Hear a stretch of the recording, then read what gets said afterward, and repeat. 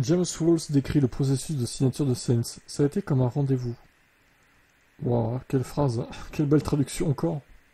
Les discussions d'abord eues avec Cody, qui semble être la meilleure option pour Saints, mais c'est pour parler, n'ont pas abouti. Et Williams a réussi à intéresser le jeune homme de 29 ans, qui a été très impressionné par Walls lui-même et par le projet qu'il supervise avec Williams. Mais cette discussion entre Saints et Williams durait depuis de nombreux mois. Comme l'expliquait Walls sur le podcast F1 Nation. Je l'ai décrit comme un rendez-vous galant. Oui, ça part un peu loin là quand même. Hein. Nous avons donc pris notre premier café, un rendez-vous charmant. Ensuite, des textos légers. Avec un peu de flirt. Ensuite, la conversation, après que Lewis est arrivé, a démarré plus sérieusement et est devenue de plus en plus intense. Wow, ils s'envoyaient des sextos coquins. Hein. Mois après mois, elle est passée de quelques appels téléphoniques à de quelques textos et ces dernières semaines, nous avons passé de très bonnes soirées ensemble. Ok, d'accord. C'est... Wow, ok, bon, bah, vous faites ce que vous voulez après. Hein. Qu'il soit là ou non, ça m'est égal. Ce qui est important, c'était d'avoir des occasions, ces occasions le soir.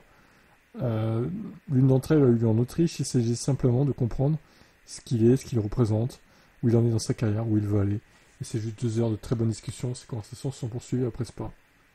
Nous sommes... Ah, Spa, pardon. Nous sommes très semblables l'un à l'autre. Il est clair qu'il est le pilote et que je suis ici pour être directeur d'équipe. Mais ce que je veux dire, c'est que la performance est la racine de ce que nous connaissons, tous les deux en tant que langage, et ça a résonné avec la façon dont nous l'avons tous les deux abordé.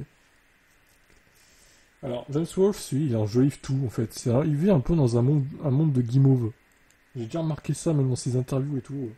Mais il semblerait que Sainz, c'est quand même une clause. Comme quoi, s'il y a un rage kit de Verstappen chez Red Bull, par exemple, il pourrait quitter Williams pour aller chez Red Bull. Ou même s'il y a un désistement chez Mercedes, pareil. Donc, imaginez que Sainz se fait jouer cette clause-là.